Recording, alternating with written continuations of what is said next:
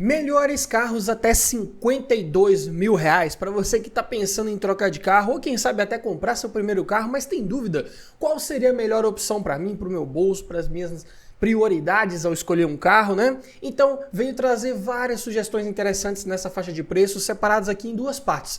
Primeiro, vou falar de carros mais compactos, voltados para o uso urbano, carros mais econômicos. Já na segunda parte, falarei de carros mais voltados para viagens, para o lazer, mais bem equipados, espaçosos, com motores maiores. Então, se já gostou do tema, não esquece de deixar aquele like no começo do vídeo para fortalecer o canal. Se inscreva se ainda não for inscrito. Eu sou o Paulo Silva e esse é o Bate-Papo Automotivo.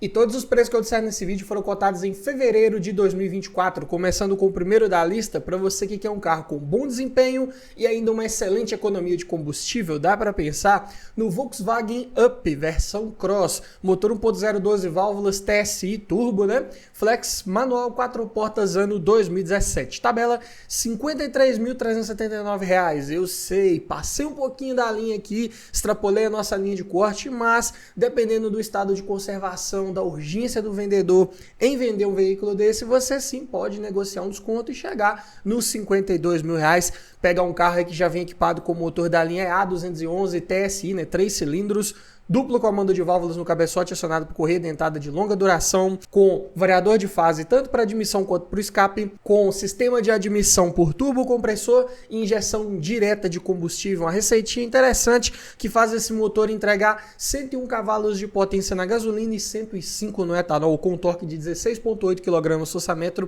em qualquer combustível. Para um carro de 991 kg, bem leve, um hatch compacto, subcompacto, algumas pessoas consideram, a relação de peso-potência fica em bons 9,4 kg por cavalo. Vai dar um bom desempenho quando você precisar retomar velocidade, fazer ultrapassagens aí com segurança e ainda vai ser um carro bem econômico, eu vou falar de consumo já já.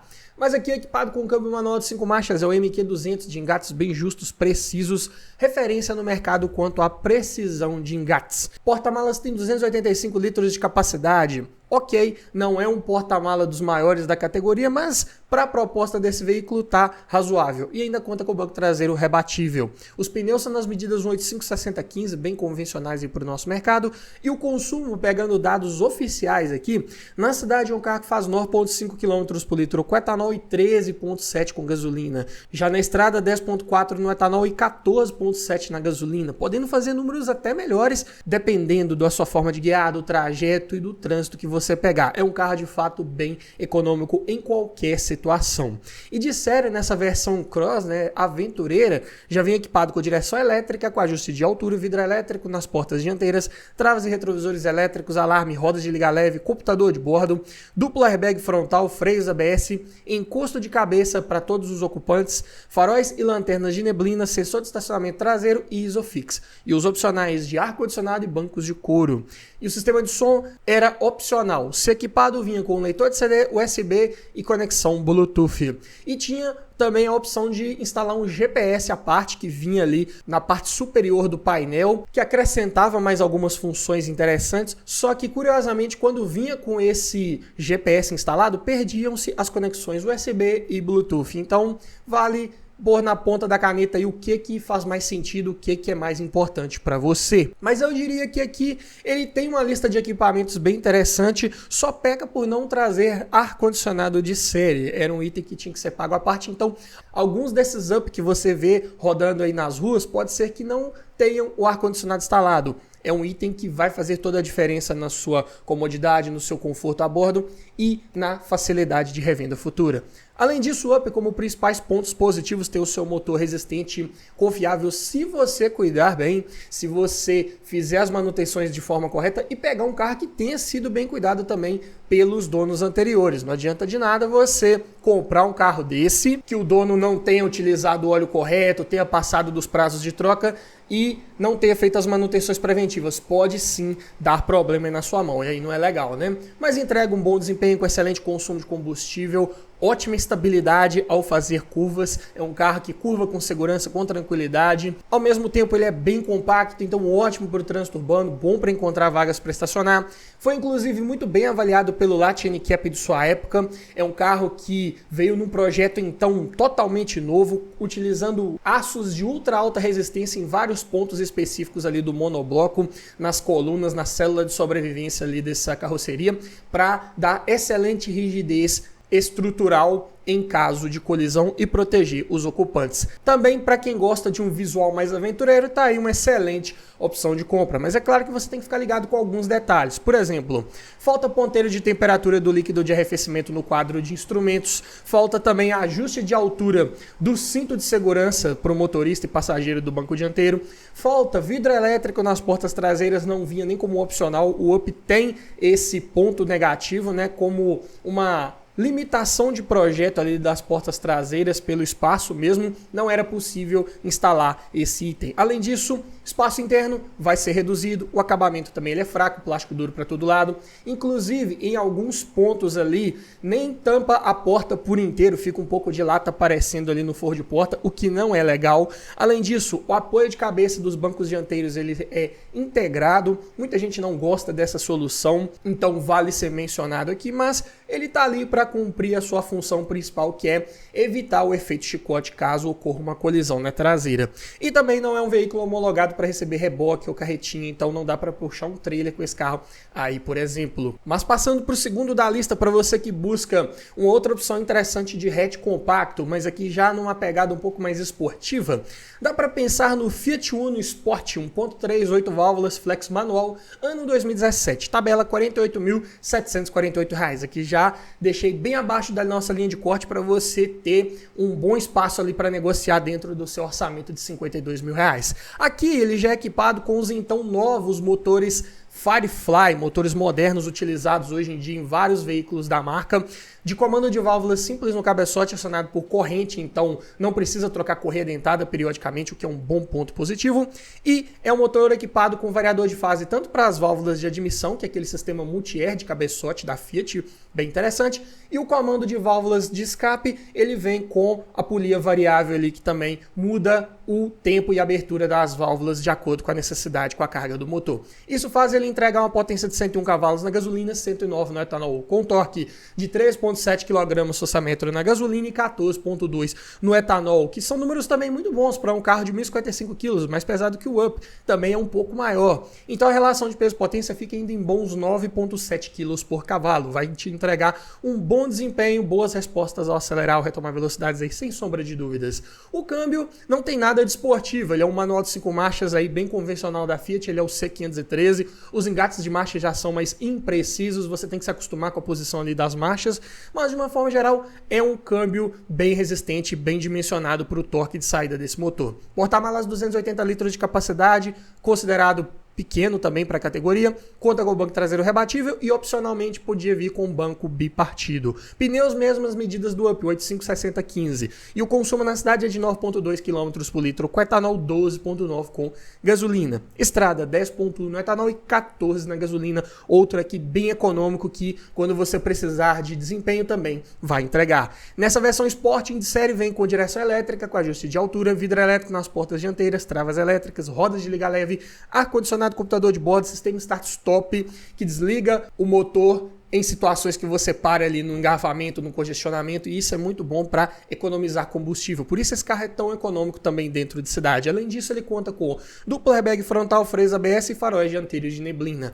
E podia vir também com os opcionais de vidro elétrico nas portas traseiras, retrovisores elétricos, alarme, encosto de cabeça e cinto de 3 pontos para todos os ocupantes, controle de tração e estabilidade, assistente de partida em rampa e sensor de estacionamento traseiro. Uma lista de equipamentos bem interessante para um Uno, não é? E na parte de som de série vinha com um sistema mais simples, apenas com a conexão USB. Opcionalmente podia vir com outro um pouco mais completinho que entregava a conexão Bluetooth e o volante multifuncional também era pago à parte. Pontos positivos principais de um Uno desse é o seu motor confiável, resistente, linha Firefly, sem maiores relatos de problemas crônicos até o momento. É um motor sim bem robusto para o uso diário, para você viajar, para você utilizar no dia a dia, que entrega um bom desempenho nessa versão 1.3 com um ótimo consumo de combustível, boa lista de equipamentos, ainda mais pegar com a maioria daqueles opcionais que tinha disponíveis, conforto ao rodar, Ok, aqui estamos falando da versão Sport, né? Então, com rodas maiores do que as versões de entrada, geralmente acabam prejudicando um pouco o conforto ao rodar. Também é um carro com um bom nível de acabamento interno comparado com seus concorrentes, bons revestimentos ali do painel, forro de porta, bancos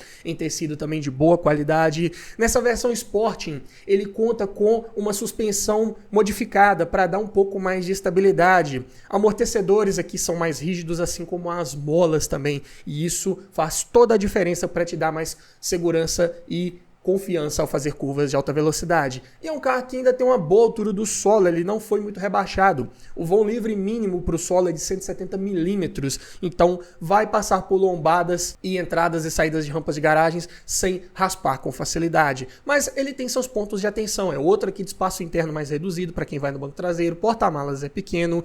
Nessas versões esportivas ou esportivadas, né, vamos dizer assim, podem ser um pouco mais difíceis de revender, né, porque tem que ser aquela pessoa que curte essa pegada, um carro ali com mais adesivos externos, detalhes ali em vermelho na parte interna. Não é todo mundo que gosta desse estilo. Além disso, foi um carro mal avaliado pelo Lat NCAP de sua época, não é muito seguro em caso de colisão. Algumas peças de acabamento externo são um pouco mais caras. É um carro que inclusive teve um certo alto índice de roubo nessas versões Sporting, então o seguro acaba sendo um pouco mais caro.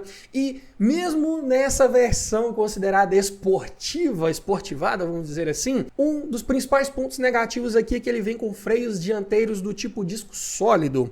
É uma solução que eu não gosto muito em situações que você exige um pouco mais desse sistema. Caso ande de forma mais esportiva, ele pode acabar perdendo um pouco de eficiência de frenagem, isso não é legal, não é um sistema que dissipa calor tão bem quanto os discos ventilados. Então vale esse ponto de atenção aqui também, com certeza. Mas eu imagino que você talvez queira um carro mais bem equipado, mais requintado, ainda na categoria dos hatch compactos. Por que não pensar num Peugeot 208 Grife 1.6, 16 válvulas flex manual, ano 2016, tabela R$ 51.519. Aqui você leva um veículo equipado com um dos motores mais confiáveis da linha Peugeot e Citroën, que é o EC5 JP4, um motor bem robusto, parrudo, para você utilizar no dia a dia. Se cuidar bem, é difícil dar problema. Duplo comando de válvulas no cabeçote, acionado por correia dentada, e variador de fase para as válvulas de admissão. 115 cavalos de potência na gasolina e 122 no etanol, e torque de 15,5 kg/m na gasolina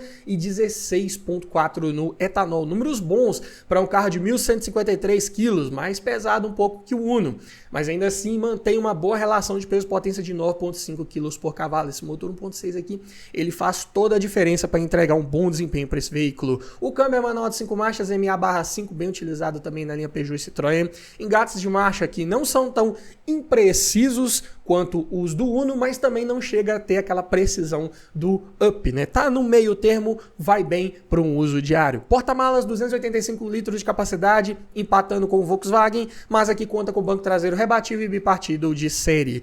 Pneus são nas medidas do 955516, perfil mais baixo e aro maior, jogando um pouco contra na questão do conforto ao rodar, mas largura 95 se traduz numa boa estabilidade também ao fazer curvas. Consumo na cidade, 7,1 km por litro com etanol, 10,6 com gasolina. Estrada, 8,9 no etanol, 12,9 na gasolina. Médias muito boas, eu diria, e que podem ser um pouco melhores, claro, dependendo da sua forma de guiar. Aí para um carro 1.6 está muito bom. De série, nessa versão Grife top de linha, já vem equipado com direção elétrica, com ajuste de altura e profundidade, vidro elétrico nas 4 portas, travas e retrovisores elétricos, alarme, rodas de liga leve, ar-condicionado digital de 2 zonas com saída para o porta-luvas, além de computador de bordo, controlador de velocidade com limitador, faróis e limpadores de acionamento automático, teto solar panorâmico, dupla airbag frontal mais freios ABS, cinto de 3 pontos apoio de cabeça para todos os ocupantes, faróis e lanternas de neblina, luzes de rodagem diurna em LEDs e sensor de estacionamento traseiro. E o sistema de som já vem de série com a central multimídia, com as conexões USB, Bluetooth, comandos no volante e GPS integrado.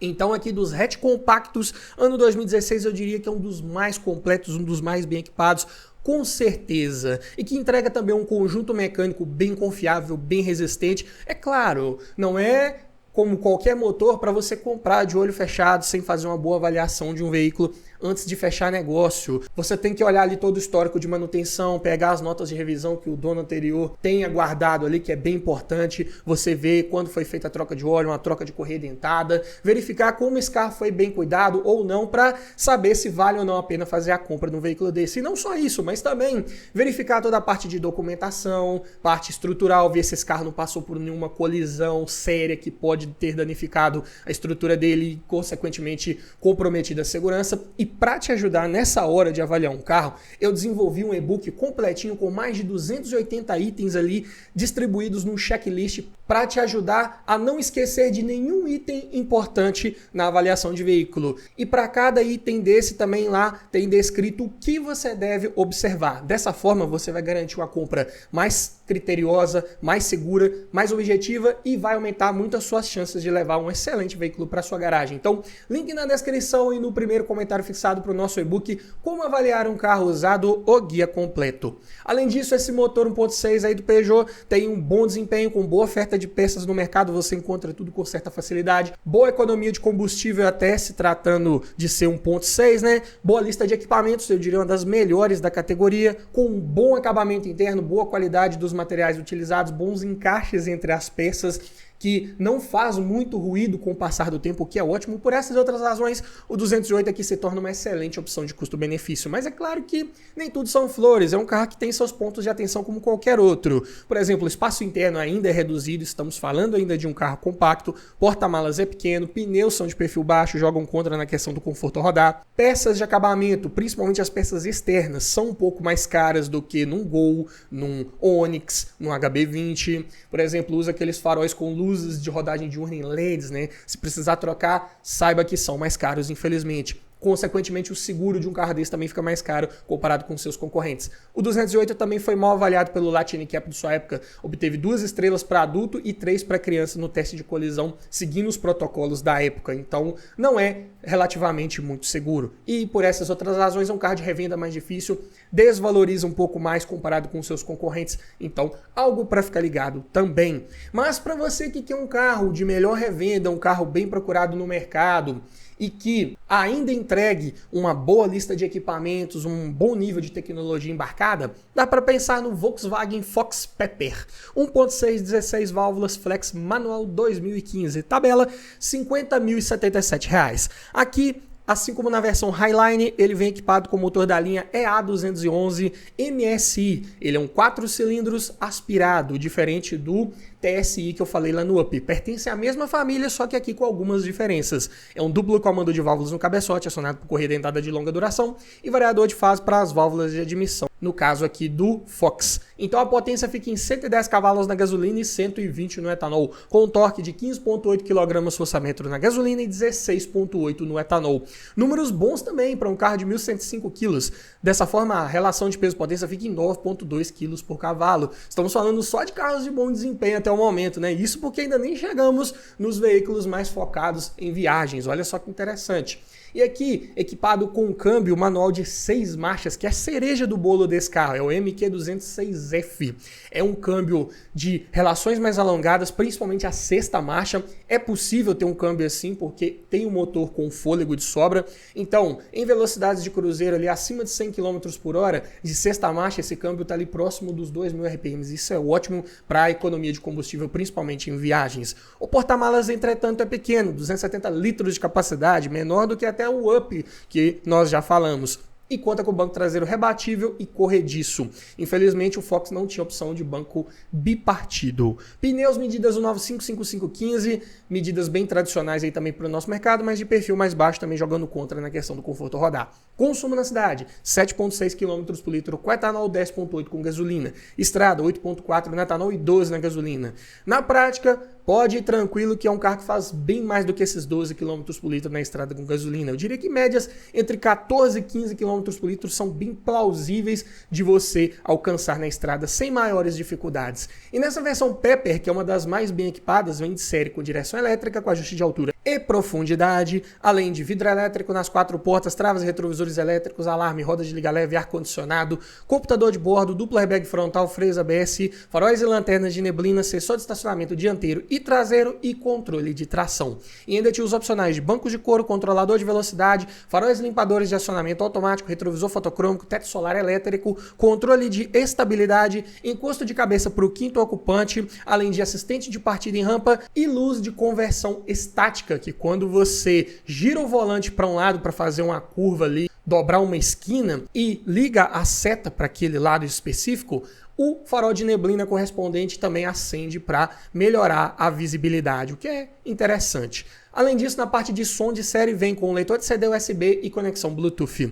E como opcional ainda podia vir equipado com a central multimídia que acrescentava o GPS. E o volante multifuncional também era item pago à parte. Mas o Fox, na versão Pepper, entrega o motor com uma boa resistência e confiabilidade mecânica, desde que tenha sido bem cuidado, é claro. É um motor que não aceita outro óleo que não seja o especificado no manual do proprietário. Além disso, bom desempenho, excelente consumo de combustível, carro de bom espaço interno para quem vai no banco traseiro. Aqui já é um veículo de teto mais alto, a caída dele acontece bem atrás ali do banco traseiro. Então, para passageiros mais altos, fica mais fácil de se acomodar no banco traseiro do Fox. Além disso, é um carro que entrega uma boa lista de equipamentos, bom nível de tecnologia embarcada, muitos deles vindo como opcionais, é verdade, mas ainda assim, se você procurar com calma, tentar buscar o mais completinho possível, pode ser sim uma excelente opção de custo-benefício.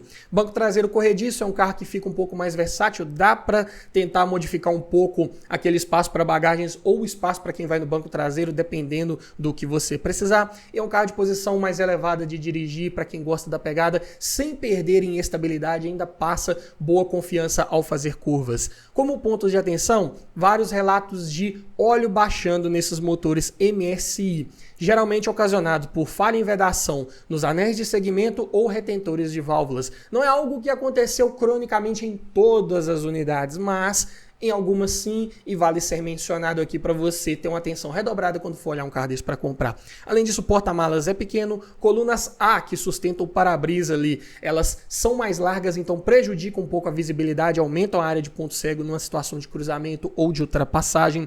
O banco traseiro peca por não ter opção de ser bipartido, suspensão é mais rígida um pouco, apesar de a Volkswagen tentar equilibrar um pouco com o conforto, mas ainda assim, pneus de perfil baixo e uma carroceria de rigidez torsional maior acaba deixando esse carro não muito confortável em ruas e estradas não muito bem pavimentadas. Claro que não é o mais desconfortável da categoria, mas ainda assim está longe de ser muito suave ao rodar. Além disso, o acabamento ele é um pouco fraco, plástico duro para todo lado, faz ruído com o passar do tempo. E nessa versão exclusiva Pepper, né, que tem detalhes em vermelho ali na parte interna, pode ser um carro um pouco mais difícil de encontrar um comprador comparado com a sua versão Highline. Ainda é um Fox, ainda é um carro bem procurado, mas pode não cair muito no gosto de pessoas que querem um carro um pouco mais discreto, sem aqueles detalhes vermelhos ali chamativos na parte interna. Então, vai esse ponto de atenção também. Passando para a segunda parte do nosso vídeo agora, vamos falar de carros de porte um pouco maior, começando por um SUV compacto,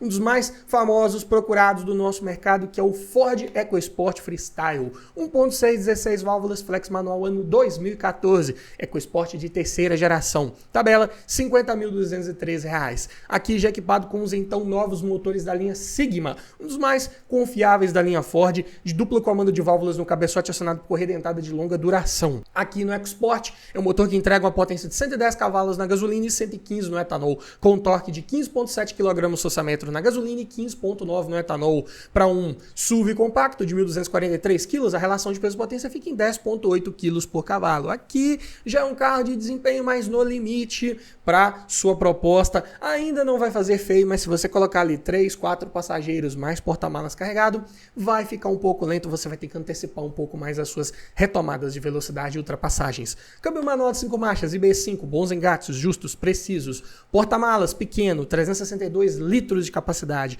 Conta com banco traseiro rebatível bipartido, é verdade, mas se você estiver levando 4 passageiros mais você, né, 5 ocupantes com bagagens de todo mundo, mundo vai ter um pouco de dificuldade de acomodar tudo isso nesse porta-malas pequeno. Pneus medidas 205, 60/16, perfil um pouco mais alto para tentar favorecer o conforto ao rodar, e o consumo na cidade é de 7 km por litro com etanol, 10.2 com gasolina. Estrada, 8.2 no etanol, 11.8 na gasolina. Números que na prática você consegue melhorar também, com certeza. Inclusive, já fiz um vídeo de teste na prática no EcoSport, igualzinho essa, 1.6, manual 2014. Vou deixar o link na descrição para você conferir as médias de consumo que eu consegui com um carro desse. De série, nessa versão Freestyle, ele entrega direção elétrica com ajuste de altura e profundidade, vidro elétrico nas 4 portas, travas e retrovisores elétricos, alarme, rodas de liga leve, ar-condicionado com saída para o porta-luvas, além de computador de bordo, duplo airbag frontal com freios ABS, cinto de 3 pontos apoio de cabeça para todos os ocupantes, controle de tração e estabilidade, faróis e lanternas de neblina, Isofix, assistente de partida em rampa e sensor de estacionamento traseiro. E o sistema de som de série vem com leitor de CD USB, Bluetooth e comandos no volante. Até bem completinho para a categoria, para o ano de fabricação. E também é um carro que entrega como principais pontos positivos, sim, um motor confiável, resistente, sem qualquer relato de problema crônico. É um motor bem eficiente, com boa oferta de peças, ficou por um bom tempo aí no nosso mercado. Preços na média, nada de exagerado, além de entregar um bom consumo de combustível, se você souber levar esse carro aí tranquilo, com uma boa lista de equipamentos mais focada em itens de segurança, né? Por exemplo, controle de tração e estabilidade, Isofix, duplo airbag frontal, freios ABS. É um carro que vem muito bem equipado aí, eu diria. Também a suspensão ela é bem calibrada entre conforto e estabilidade. É um carro que se sai bem nas duas situações. Posição mais altinha de guiar, para quem gosta da pegada de um SUV, vai agradar muito facilmente. E é um carro que foi relativamente bem avaliado também pelo Latin Cap de sua época. Como pontos de atenção, o desempenho, como eu disse, ele é no limite para esse veículo, para a categoria. Relatos de falhas em máquina do vidro elétrico e fechaduras das portas, bem comum de dar problema aí no EcoSport de terceira geração. Também é bem comum de empenar a haste do limpador de para-brisa dianteiro. Com o tempo, aqueles braços ali de suporte, eles acabam empenando um pouco e a paleta perde pressão e acaba não limpando totalmente quando você está aí numa situação de chuva. Dá para fazer um teste, né, quando você estiver olhando o carro desse para comprar, jogue um pouco de água ali no para-brisa e teste os limpadores para ver se não está passando por esse problema. A solução é trocar os braços por novos, que resolve esse problema. Além disso, o espaço interno para quem vai no banco traseiro é mais reduzido, é um carro ainda baseado na plataforma de um hatch compact, que é o New Fiesta, então não é muito espaçoso. Também o acabamento ele ainda é plástico duro para todo lado, não tem aquele refinamento de carros de porte superior, nos revestimentos ali principalmente, mas de uma forma geral não é um acabamento que passa muito ruído com o passar do tempo. Além disso, o farol de foco simples pode prejudicar um pouco a iluminação. Quando você aciona o foco do alto, o baixo apaga, isso aí pode incomodar algumas pessoas. Além disso, tela de multimídia ali para você comandar algumas funções do carro. Ela é pequena, fica distante lá no painel. Também ela é monocromática, ainda não era colorida. Ou seja, não dá para considerar que é uma central multimídia de fato, né? É um carro que também vinha de série equipado com pneus de uso misto, né? Os famosos ATR, que são mais caros do que pneus voltados para o asfalto, também travam um pouco mais o desempenho do veículo e, consequentemente, também aumentam o consumo de combustível. Se você não tem necessidade de pegar muita estrada de terra com esse veículo, recomendo trocar por pneus de asfalto assim que puder. E mesmo com o fato da Ford ter desativado suas linhas de montagem do Brasil, né, muitos carros da marca acabaram ficando um pouco mais difíceis de revender por causa desse fato, né? Muita gente tem receio de comprar um carro desse e futuramente não conseguir encontrar peças, mas eu digo que a EcoSport ainda está mantendo o seu preço bem. Ela desvaloriza pouco comparado com vários de seus concorrentes. Isso é verdade.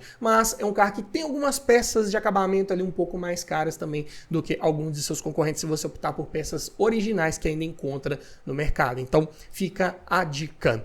Passando para o sexto da lista, para você que quer um sedã médio, de ótima relação custo-benefício, quer pagar barato, dá para pensar num Peugeot 408 Allure 2.0 Flex automático ano 2016. Tabela R$ 47.155. Olha só, ano 2016, aqui já é pós-facelift desse carro.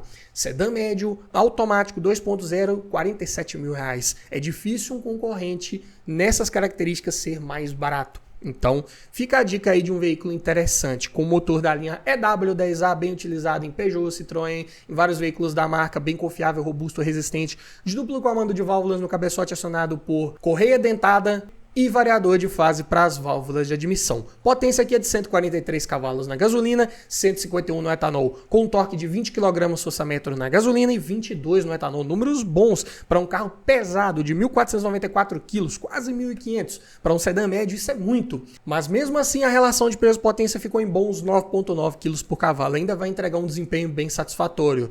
Mesmo com o câmbio automático de 6 marchas, é o câmbio da Aisin, modelo TF70SC. Acoplado ao motor por conversor de torque, é um câmbio que vai priorizar trocas de marcha sempre mais suaves, sem trancos, como todo bom câmbio convencional deve ser.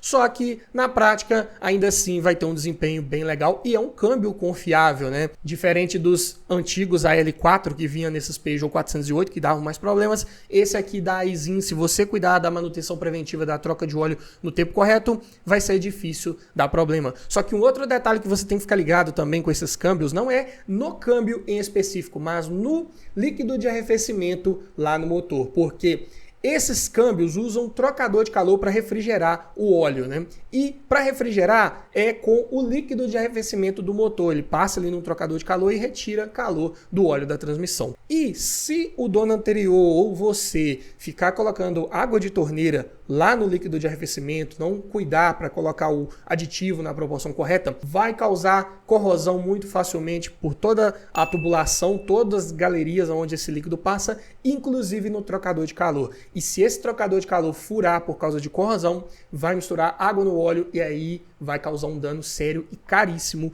nesse câmbio. Então, atenção redobrada quando eu estiver olhando um carro desse para comprar com o líquido de arrefecimento. Além disso, é um carro com uma excelente capacidade de porta-malas, 526 litros, maior que muitos concorrentes, inclusive, e conta com banco traseiro rebatível, bipartido e abertura pantográfica da tampa, que não corre-se o risco de danificar suas bagagens se você precisar encher bastante esse porta-malas. Os pneus são nas medidas 225, 45, 17, pneus bem largos, perfil baixo, aro grande, são pneus consequentemente caros, é verdade, mas também favorecem bastante a estabilidade em detrimento do conforto ao rodar, porque são pneus de perfil bem baixo. Consumo na cidade 5,6 km por litro com etanol, 8,2 com gasolina. Estrada 7,8 no etanol, 11,1 na gasolina. É um carro que vai ter a tendência de ter um consumo mais elevado também, infelizmente. Mas de série vem equipado nessa versão Allure, que é uma intermediária, com direção eletrohidráulica com ajuste de altura e profundidade, vidro elétrico nas 4 portas, travas e retrovisores elétricos, alarme,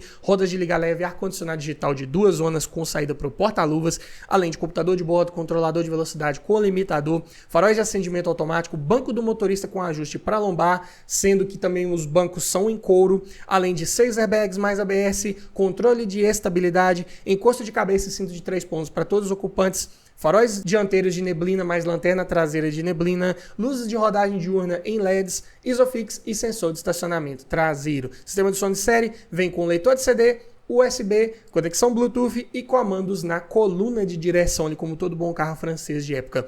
Além disso, vem com GPS integrado, gera uma central multimídia na parte central do painel. Nos anteriores ao facelift vinha uma central multimídia retrátil na parte superior, aqui já vem uma tela um pouco maior, que inclusive é mais moderna e conta com espelhamento para celular. Além disso, é um carro que entrega um bom conjunto mecânico resistente, confiável se você cuidar bem dele. Motor, câmbio, suspensão ali pode ser que estoure um pouco mais fácil, coxins, buchas de bandeja. Não é uma suspensão tão bem preparada assim para as nossas ruas e estradas, às vezes não tão bem pavimentadas. Mas é um carro que tem também uma estabilidade excelente ao fazer curvas, conta com uma boa lista de equipamentos, bom nível de tecnologia embarcada, inclusive mais itens comparado com os 2015, né, e anteriores. É um carro mais seguro também em caso de colisão, né, agora conta com 6 airbags já de série.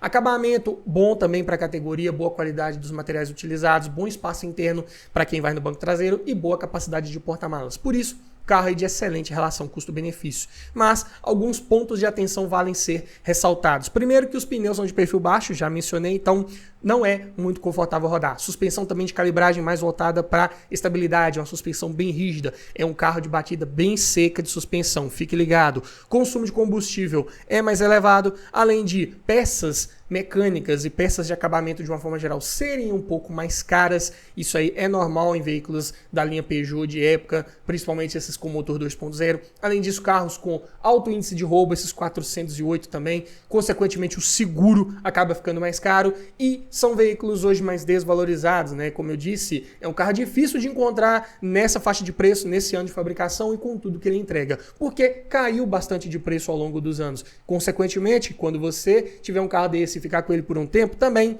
pode esperar uma desvalorização um pouco mais elevada e uma dificuldade maior de revenda futura também. Mas para você que não quer dificuldade para revender, que é um carro de ótima aceitação no mercado, na mesma faixa de preço, ou até um pouco mais caro, eu diria, dá para pensar no Honda Civic, versão LXS 1.8 16 válvulas flex manual ano 2012, primeiro Civic de nona geração, tabela R$ 53.862, bem mais caro que o 408 e aqui é com câmbio manual ainda, ou seja, né, 4 anos mais velho também e bem mais inflacionado, infelizmente. Mas é claro que ele tem seus pontos positivos, né? Eu poderia colocar aqui um Civic G8, que seria mais barato, com certeza, um 2011, mas aí a comparação não seria nem de perto justa, porque a lista de equipamentos não chega nem perto no Civic G8, né? O G9 já não é tão bem equipado quanto o 408. Então, mas mesmo assim, é um carro já numa plataforma mais nova, numa geração nova, que dá para competir aqui um pouco num comparativo, né? O motor em questão é o R18A1, bem utilizado pela linha Honda, comando de válvula simples no cabeçote acionado por corrente e variador de fase para as válvulas de admissão aqui do tipo VTEC. Potência de 139 cavalos na gasolina, 140 no etanol. Torque de 17,5 kgfm na gasolina e 17,7 no etanol. Peso, 1.230 quilos. Então a relação de peso-potência fica em 8,8 quilos por cavalo. O Civic, em desempenho, ele é mais eficiente que o 408. Ele não gera tanta potência, ele não gera tanto torque, mas ele é bem mais leve. Então, na prática, é um carro que vai ser mais fácil você conseguir boas médias de consumo e, inclusive, boas retomadas de velocidade e ultrapassagens mais rápidas. Câmbio manual de 5 marchas, engates excelentes, justos, precisos, bem parelho com os câmbios aí da linha Volkswagen. O porta-malas do Civic G9 tem 449 litros de capacidade, na média para a categoria, e conta com banco traseiro rebatível e bipartido. Os pneus são nas medidas 205, 55, 16, as rodas aqui já não são tão grandes e os pneus são bem convencionais para esse aro. Então, na média com relação a preços. Consumo na cidade, 7,4 km por litro com etanol, 10,7 com gasolina. Estrada, 9,5 no etanol e 13,4 na gasolina. Esse Civic 1.8 com câmbio manual dá para tirar médias bem interessantes, bem positivas aí na estrada, principalmente, com certeza. Pena que não tem uma boa lista de equipamentos, até porque estamos falando da versão de entrada LXS, que vem de série com direção elétrica, com ajuste de altura e profundidade, vidro elétrico nas 4 portas, traves, retrovisores elétricos, alarme, rodas de liga leve, ar-condicionado digital, computador de bordo, controlador de velocidade, dupla airbag frontal, freio ABS, câmera de ré, cinto de 3 pontos, apoio de cabeça para todos os ocupantes e ISOFIX. E o sistema de som de série vem com leitor de CD, USB e comandos no volante. Não tem nenhuma conexão Bluetooth aqui nesse sistema de som dessa versão de entrada do Civic G9. Então peca bastante em vários pontos, peca também em tecnologia embarcada comparado com o 408, mas de certa forma é um carro bem melhor de mercado e com certeza. Além disso, boa robustez, confiabilidade mecânica, é um motor que não dá problema com facilidade, bem resistente, boa oferta de peças, preços na média, bom desempenho, excelente consumo de combustível, dados as características técnicas desse carro. Além disso, o carro de bom espaço interno para quem vai no banco traseiro, o assoalho ele é plano, então ótimo espaço principalmente para os pés de quem vai ali no meio do banco. Carro de boa estabilidade ao fazer curvas, conta com suspensão multilink na traseira que passa excelente confiança em curvas de alta velocidade, posição mais esportiva de guiar, você se senta mais baixo ali no cockpit com braços e pernas mais esticados. Para quem gosta dessa pegada, muito bom aí, eu diria. E também é um carro com uma capacidade média de porta-malas, não faz feio na categoria dos sedãs médios, mas ele tem alguns pontos de atenção também.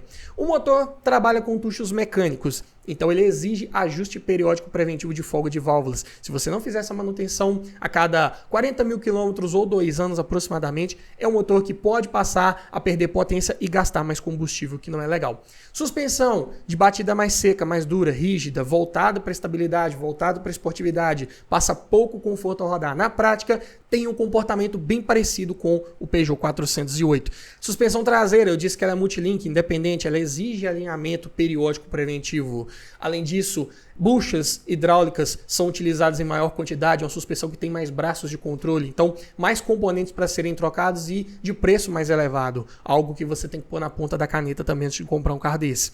Essa versão LXS falta itens como bancos de couro que não tinha nem como opcionais, faróis de acendimento automático e a conexão Bluetooth também, como eu já mencionei. Também ele não tem o forro interno do porta-malas, da tampa do porta-malas, como na versão top de linha XS, e também falta os faróis dianteiros de neblina.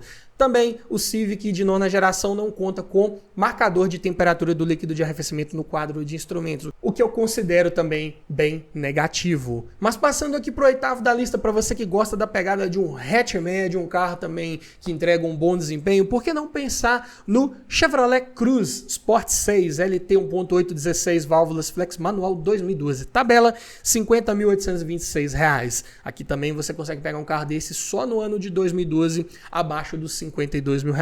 Equipado com o motor da linha Ecotec, código N18XFF. É um duplo comando de válvulas no cabeçote, acionado por correia dentada, variador de fase para os 2 comandos e tuchos hidráulicos. Então, nesse motor aqui, não precisa preocupar com ajuste periódico preventivo de folga de válvulas, como lá nos motores do Civic. E a potência é de 140 cavalos na gasolina, 144 no etanol, com torque de 17,8 kgfm na gasolina, 18,9 no etanol. São números bons para um hatch médio pesado de 1.398 kg. Ainda assim, entrega uma relação de peso-potência de 9,7 kg por cavalo. Não vai ter o mesmo desempenho do Civic, mas vai ficar ali parecido com o 408 na maior parte do tempo. Só que a vantagem aqui é que você vai ter um câmbio manual de 6 marchas, de bons engates justos precisos, e que, dependendo da sua forma de guiar, da sua tocada aí na estrada, você consegue trocas de marchas até um pouco mais rápidas. Porta-malas tem 402 litros de capacidade, para a categoria tá ok, conta com o banco traseiro rebatível e bipartido. Os pneus são nas medidas 225, 50, 17. Pneus bem largos e de perfil um pouco mais alto do que os do 408. Então, ainda não passa aquele conforto muito bom ao rodar, mas não é também de batida de suspensão tão seca, tão rígida assim. E nessa largura 225 passa excelente estabilidade, só que joga contra na questão do consumo de combustível. Na cidade faz 6,8 km por litro com etanol e 9 na gasolina. Estrada 9,9 no etanol e 12,9 km por litro com gasolina. Esse carro com câmbio manual de 6 marchas tem uma última marcha extra ali, mais alongada, para tentar na prática te dar uma economia um pouco melhor e buscar médias acima desses quase 13 km por litro aí, sem maiores problemas. Eu diria que 13,5 até 14 km por litro, dependendo muito da sua forma de guiar, você ainda consegue num carro desse, que vem equipado de série nessa versão LT, com direção elétrica, com ajuste de altura e profundidade, vidro elétrico nas 4 portas, travas e retrovisores elétricos, alarme, rodas de liga leve, ar-condicionado digital, computador de bordo, controlador de velocidade, retrovisor fotocrômico, 4 airbags, sendo os 2 frontais mais 2 laterais, além de freios ABS, cinto de 3 pontos de apoio de cabeça para todos os ocupantes, controle de tração e estabilidade, faróis e lanternas de neblina e Isofix. E os opcionais disponíveis são os limpadores de acionamento automático e bancos de couro. E o sistema de som já vinha de série com leitor de CD USB, Bluetooth e comandos no volante. Só que o Bluetooth desse som também tem uma pegadinha.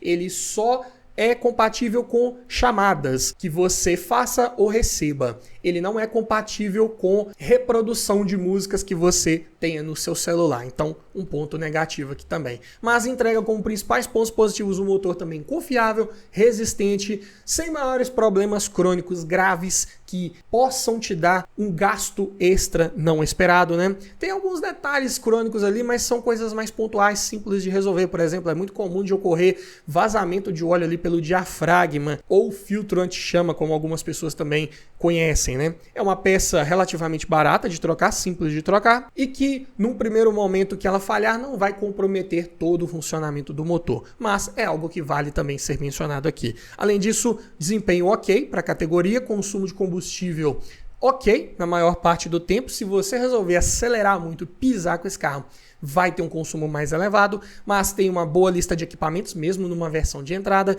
boa estabilidade ao fazer curvas, uma suspensão bem equilibrada, consegue ainda entregar um certo conforto ao rodar, porta-malas de boa capacidade para um hatch médio, também foi um carro bem avaliado pelo Latin NCAP de sua época, então até bem seguro em caso de colisão, e com um baixo índice de desvalorização no mesmo ano de fabricação de um Civic, que também está no mesmo preço, 2 carros de porte médio, aqui um hatch derivado também de um sedã médio, que vai ter um baixo índice de desvalorização e você também consegue encontrar um comprador para ele com certa facilidade.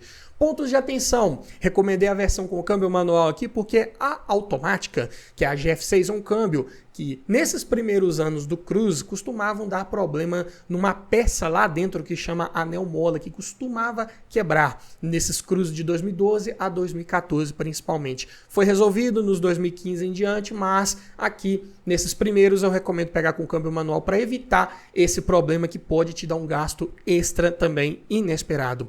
Farol de foco simples, iluminação também não é das melhores, assim como lá na EcoSport, além de ser um carro um pouco baixo em relação ao solo, então ele raspa principalmente a frente ali com certa facilidade, e é um carro de peças externas também um pouco mais caras, o que pode deixar o seguro desse veículo também com um preço mais elevado. Mas para você que ficou até o final dos nossos vídeos, sabe que eu sempre preparo um bônus, na verdade, aqui é para você que quer desempenho realmente de carro esportivo, que é uma pegada esportiva num veículo.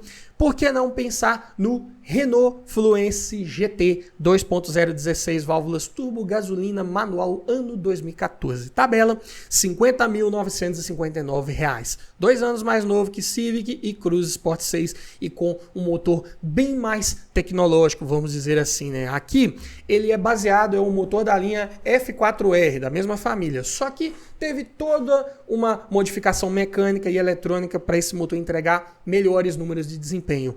O comando de válvulas ainda é duplo no cabeçote, ele ainda é sincronizado por correia dentada, com variador de fase para as válvulas de admissão. Só que ele é alimentado por turbocompressor, injeção indireta de combustível e tuchos hidráulicos. A injeção indireta tem a sua vantagem, né? Ela talvez não gere tanta potência quanto num sistema de injeção direta, mas ela previne os problemas de carbonização que são muito comuns, principalmente nesses motores aí com injeção direta e abastecidos apenas com gasolina comum. Nesse motor aqui do Fluence GT, você vai ter a potência de 180 cavalos com um torque de 30,6 kgfm. São números muito bons para um sedã médio de 1.341 kg.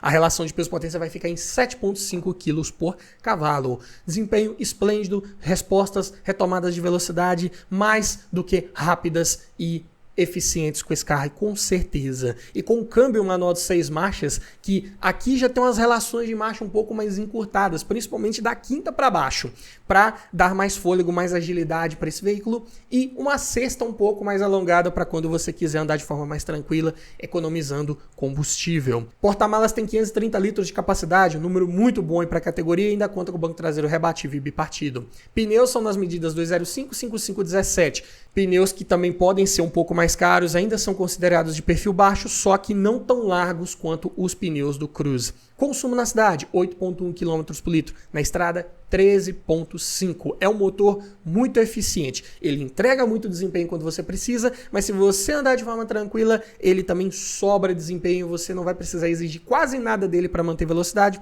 e a consequência disso é um consumo de combustível bem interessante. E como essa versão GT ela é baseada na top de linha Privilege, ele vem com praticamente tudo dessa versão, né? Então, aqui ele entrega direção elétrica com ajuste de altura e profundidade, vidro elétrico nas 4 portas, travas e retrovisores elétricos com rebatimento, alarme, rodas de liga leve, ar-condicionado digital com saída para o porta-luvas e para o banco traseiro, além de computador de bordo, controlador de velocidade com limitador, bancos de couro, faróis e limpadores de acionamento automático, retrovisor fotocrômico, teto solar elétrico, chave presencial do tipo cartão, além de 6 airbags mais ABS, cinto de 3 pontos de apoio de cabeça para todos os ocupantes, controle de tração e estabilidade, faróis de xenon, faróis e lanternas de neblina, assistente de partida em rampa e sensor de estacionamento traseiro. E não se esqueça também que ele vem com um quadro de instrumentos diferenciado com um velocímetro digital bem grande na parte central, mostradores de combustível e temperatura do líquido de arrefecimento também em formato digital, bem mais moderno do que nas versões intermediárias, né? E na parte de som vem de série equipado com a central multimídia que fica lá na parte superior do painel, com as conexões de leitor de CD, USB, Bluetooth, volante multifuncional com comandos ali na coluna de direção, além de GPS nativo integrado e controle remoto, porque é uma tela que fica mais distante da sua mão. E ela não é touchscreen, é aquele sistema da TomTom ainda. Então vinha com um controle remoto para você mudar as funções. O Fluence GT tem como principais pontos positivos o seu motor confiável e resistente se for bem cuidado. Não estou dizendo que é um motor barato de manter, um conjunto mecânico barato de manter, longe disso. É um carro um pouco mais caro em vários aspectos, várias peças de reposição, tanto preventivas quanto corretivas, você tem que ter em mente que não vão ser baratas, mas entrega um excelente desempenho para você que curte essa pegada mais esportiva, com um bom consumo de combustível quando você quiser andar de forma tranquila, carro com excelente lista de equipamentos, praticamente tudo que o Fluence tinha de melhor veio nessa versão GT. Além disso, o carro de bom espaço interno para quem vai no banco traseiro, ainda é um sedã médio, né, bem prazeroso de se estar a bordo, com uma boa qualidade do acabamento interno, revestimentos de painel, forros de porta, bancos de excelente qualidade. Detalhe negativo só para os puxadores de porta que costumam fazer bastante ruído quando você pega, puxa, aperta ali. Então fica mencionado aqui esse detalhe, mas de resto é um carro com uma boa qualidade de acabamento, que entrega excelente estabilidade ao fazer curvas, né? O mínimo que se espera de um veículo de pegada mais esportiva, com excelente capacidade de porta-malas e pode ser sim uma excelente opção de custo-benefício para você que quer um carro nessas características e não quer gastar 100 mil, 150 mil talvez aí num carro premium seminovo, pode encontrar no Fluence GT todas as principais qualidades de um bom carro esportivo de fato. Mas falando de alguns pontos de atenção que valem ser mencionados, né? A manutenção, como eu disse, ela é cara, né? Peças de reposição, por exemplo, para trocar uma correia dentada é mais complicado. O kit de correia dentada já é mais caro, de fato. E a mão de obra para trocar também é mais elevada porque o espaço para fazer a substituição não é muito bom. Então tem que desmontar boa parte ali do motor para fazer essa manutenção. Também peças de acabamento externas são mais caras. Faróis de xenon, se queimar uma lâmpada, queimar um reator, prepare o bolso aí. Também esse Fluence GT ele tem um bigodinho ali embaixo do para-choque dianteiro que costuma raspar com facilidade e quebrar com facilidade, ele fica bem baixo e é uma peça difícil de encontrar e cara, consequentemente. Além disso, é um carro já de proposta esportiva que naturalmente vai ter um seguro mais elevado e por essas peças externas de acabamento, principalmente também mais caras, é um carro que não vai ter como fazer um seguro barato para ele aí. Além disso, é um carro que tem muitos avisos de falhas, né? Muitos sensores, muita coisinha ali para ficar toda hora avisando, né? Qualquer fuga de parâmetro ali que tiver vai dar um aviso no painel e isso pode ir incomodando ao longo do tempo, o que não é legal. Também bem comum de ocorrer infiltração de água no módulo do ABS, água de chuva. Ela escorre pelo para-brisa, desce por aquela calha que fica embaixo da máquina do limpador de para-brisa e ela deveria ir para o dreno lá do paralama. Só que por uma falha de projeto, essa água ela fica empoçada nessa calha e ela acaba pingando justamente em cima do módulo do ABS, que é uma peça cara e que se ficar pingando água nela pode causar corrosão e, consequentemente, um dano irreversível. E aí, para substituir, vai ser caro. Também vários relatos de descolamento do forro de teto, comum aí nos Fluence, também alguns relatos de estalo na coluna B por uma falha de solda na fábrica. Isso aconteceu mais nos Fluence de 2011 até 2013, alguns 2014. Depois foi corrigido nos mais novos, mas aqui estamos falando de um 2014, pode ser que ele tenha ainda esse problema ou não. Então vale fazer um test drive para saber se está passando por isso ou não. Por essas outras razões, carro de revenda mais difícil, é um carro já de proposta esportiva, já tem um público mais nichado um pouco, são menos pessoas que querem realmente um carro nessa performance, nesse estilo. Então, quando você quiser revender, vai ter que ter um pouco mais de paciência. Mas me diga você, frente a todas essas sugestões, qual desses você levaria para sua garagem? Ficou faltando algum outro carro interessante na faixa dos 52 mil reais que eu não falei nesse vídeo? Deixa aqui nos comentários, quero ouvir a sua opinião, quero ouvir a sua sugestão. E se você gostou desse tipo de vídeo, vou deixar aqui uma playlist com vários outros vídeos nesse formato para te ajudar a escolher o melhor carro para sua garagem. No mais é isso, obrigado por assistir, aquele abraço e até o próximo vídeo.